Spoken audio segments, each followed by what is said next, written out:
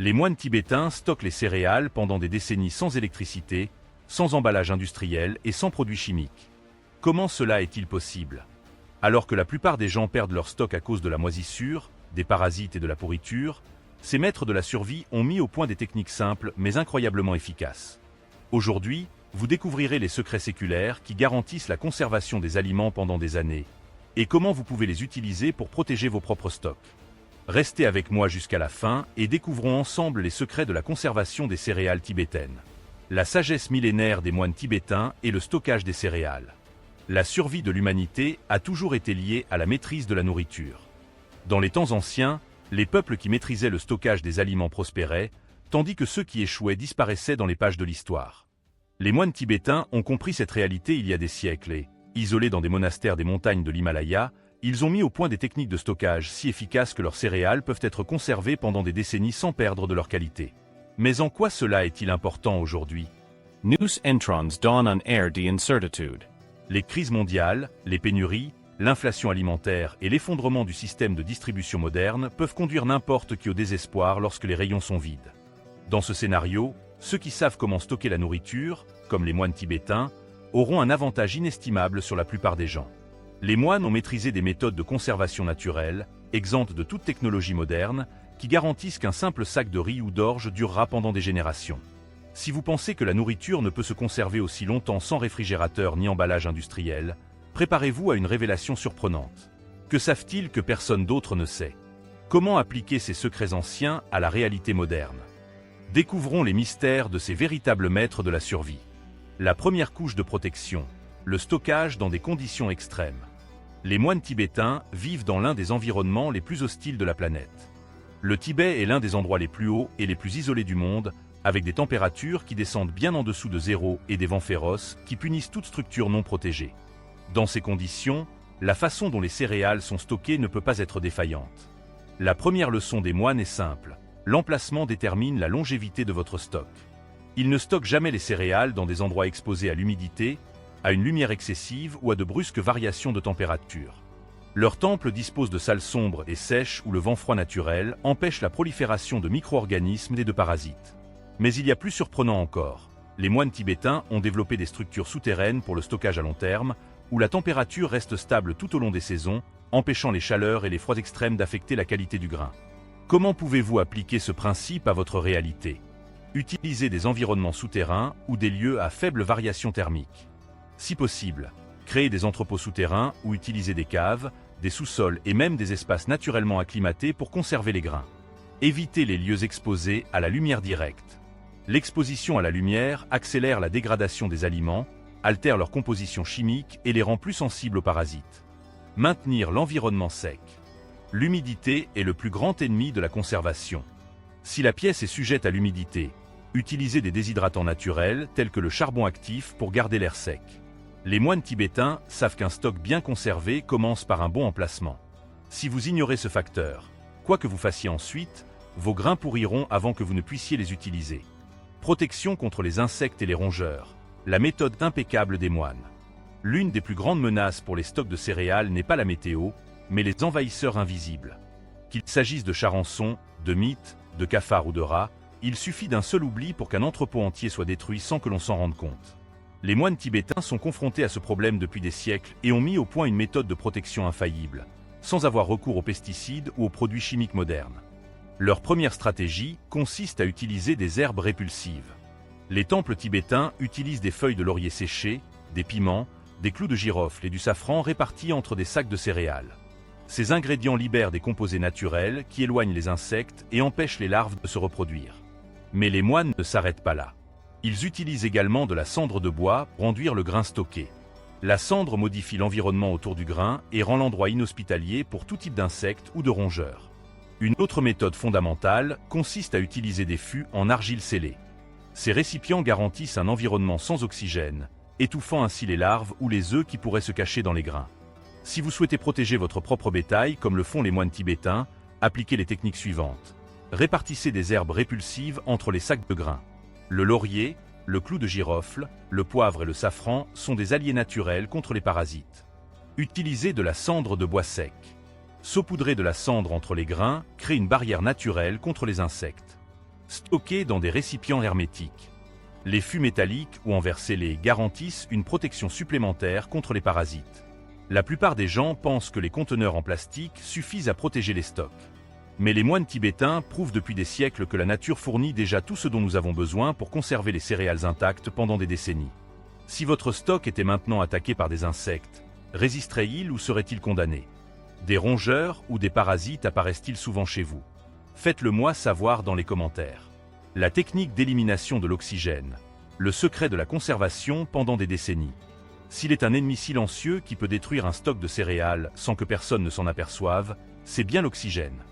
Une exposition prolongée à l'air accélère non seulement la détérioration des grains, mais permet également la prolifération de champignons, de bactéries et d'insectes microscopiques qui compromettent leur qualité au fil du temps. Les moines tibétains l'ont compris il y a des siècles et ont mis au point une méthode simple mais extrêmement efficace pour éliminer l'oxygène du stockage des céréales. Que font-ils? Au lieu de recourir à des technologies modernes telles que les scelleuses sous vide ou les absorbeurs d'oxygène industriels, ils utilisent une approche naturelle et ingénieuse, le charbon actif et les herbes séchées. Ils passent de fines couches de charbon actif à l'intérieur des conteneurs de stockage. Le charbon absorbe l'humidité résiduelle et capture les particules d'oxygène, créant ainsi un environnement où les champignons et les micro-organismes ne peuvent tout simplement pas survivre. En complément, des herbes telles que le laurier, le clou de girofle et le poivre noir sont insérées à l'intérieur des sacs à grains, car elles contiennent des composés naturels qui éloignent les insectes et préviennent la contamination. Mais les moines ne s'arrêtent pas là. Pour éliminer complètement la présence d'oxygène dans les fûts d'argile où ils stockent leurs grains, ils ont recours à une astuce ancienne, l'utilisation d'un feu contrôlé. Avant de sceller les conteneurs, ils font brûler de petites bougies de graisse animale ou d'huile végétale à l'intérieur des fûts. Le feu consume l'oxygène restant et, lorsque le conteneur est refermé immédiatement, un environnement hermétique et sans oxygène est créé, empêchant la prolifération de tout organisme vivant. Si vous souhaitez reproduire cette méthode, voici ce qu'il faut faire. Utilisez du charbon de bois activé. De petits sachets de charbon de bois peuvent être placés à l'intérieur des sacs de grains pour éliminer l'humidité et l'oxygène. Utilisez des herbes séchées répulsives. Les feuilles de laurier, les clous de girofle, le poivre noir et le romarin créent un environnement hostile aux insectes. Éliminez l'oxygène par le feu. Si vous utilisez des conteneurs scellés, faites brûler une petite bougie à l'intérieur du fût avant de le fermer.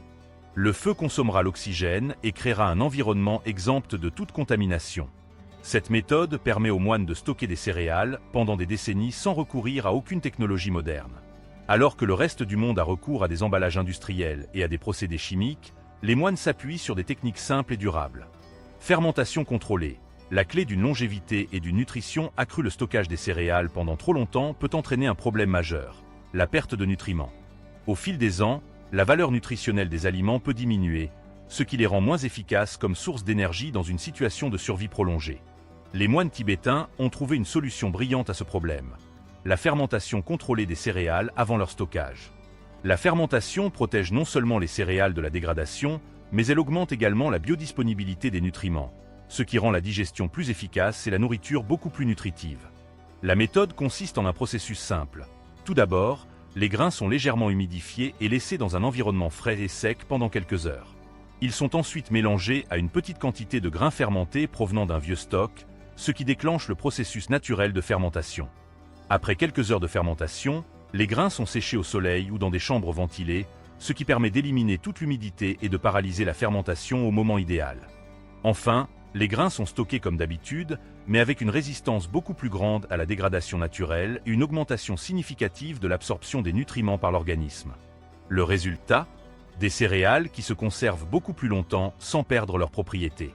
Une meilleure absorption des vitamines et des minéraux au moment de la consommation. Une protection supplémentaire contre les micro-organismes indésirables. Ce processus est 1000 fois plus efficace que le simple stockage de céréales séchées dans des sacs en plastique, et les moines le savent depuis des générations. Imaginez maintenant, si les systèmes d'approvisionnement s'effondraient demain, votre stock de nourriture contiendrait-il encore les mêmes nutriments dans 5 ans? Si ce n'est pas le cas, cette technique pourrait faire la différence entre une alimentation efficace et une alimentation médiocre dans un scénario de survie. Rotation des stocks, le cycle secret des moines pour une nourriture éternelle.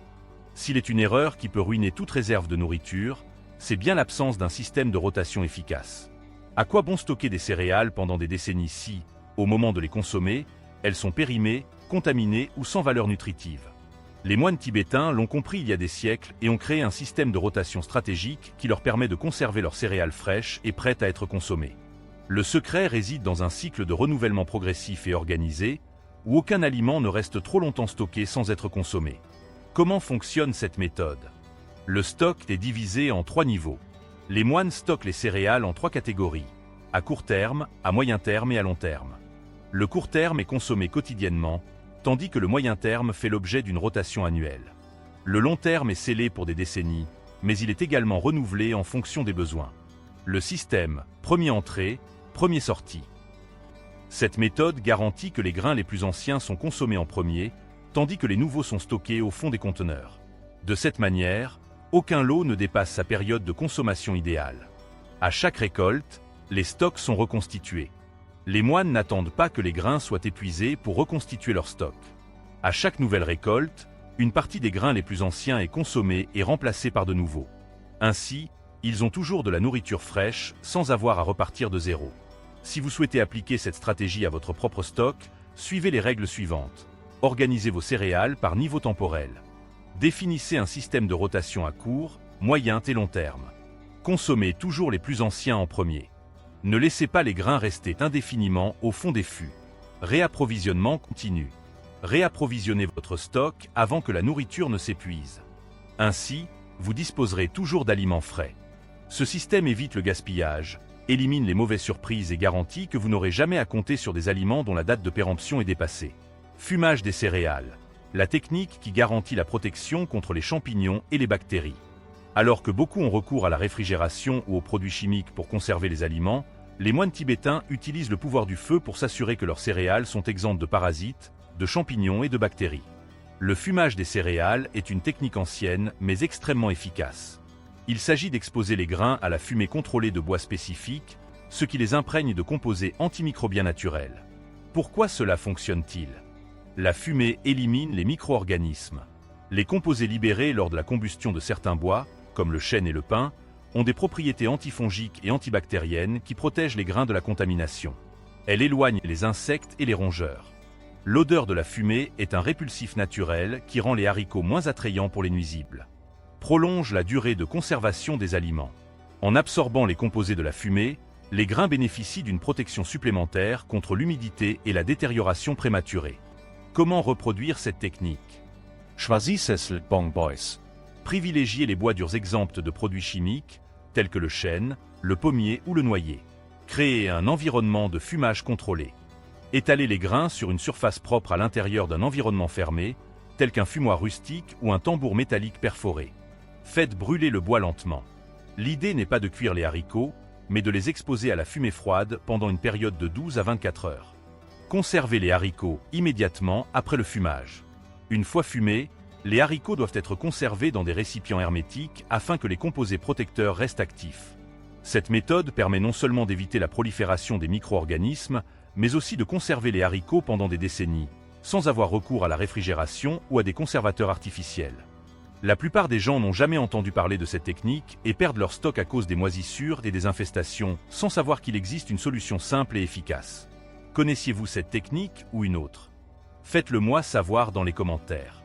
La technique de déshydratation pour protéger les céréales des intempéries. S'il est une chose qui détruit silencieusement les stocks de céréales, c'est bien l'humidité.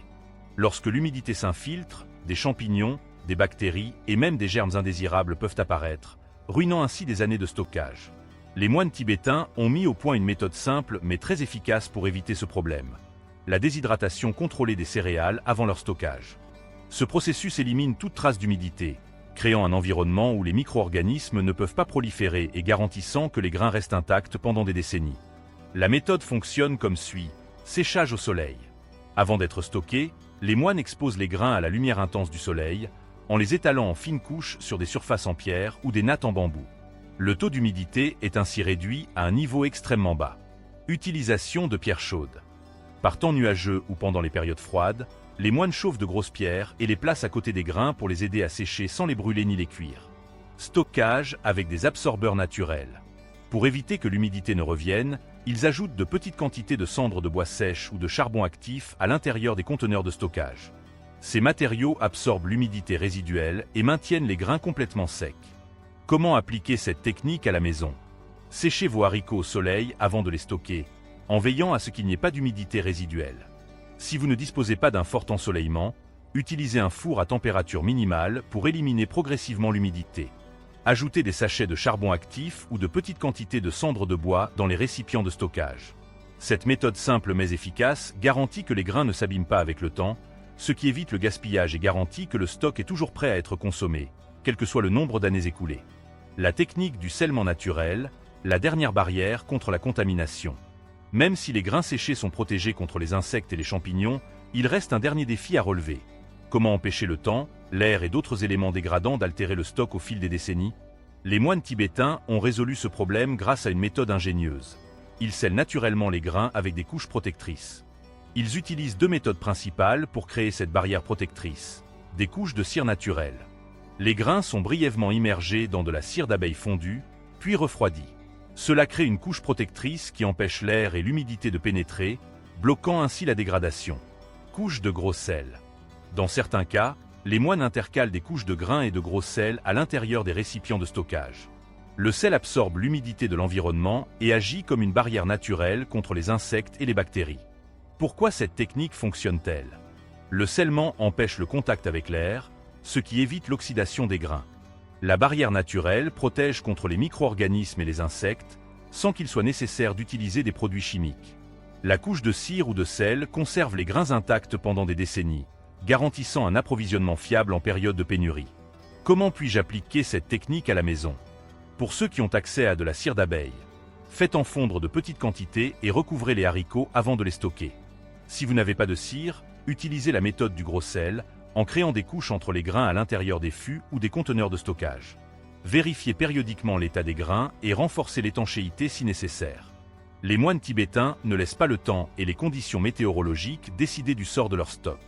Ils prennent des mesures pour s'assurer que chaque grain stocké est prêt à nourrir les générations futures, sans risque de détérioration. Les moines tibétains ne comptent pas sur les supermarchés ou la technologie moderne pour garantir leur sécurité alimentaire. Ils maîtrisent des techniques anciennes qui permettent de conserver les céréales pendant des décennies, sans risque de détérioration. Dites-moi maintenant, lesquelles de ces techniques connaissiez-vous déjà? Avez-vous essayé d'autres méthodes de conservation des céréales? Laissez un commentaire ci-dessous et partagez votre expérience. Si ce contenu vous a été utile, n'oubliez pas d'aimer la vidéo et de vous abonner à la chaîne pour d'autres stratégies de survie essentielles. À la prochaine fois.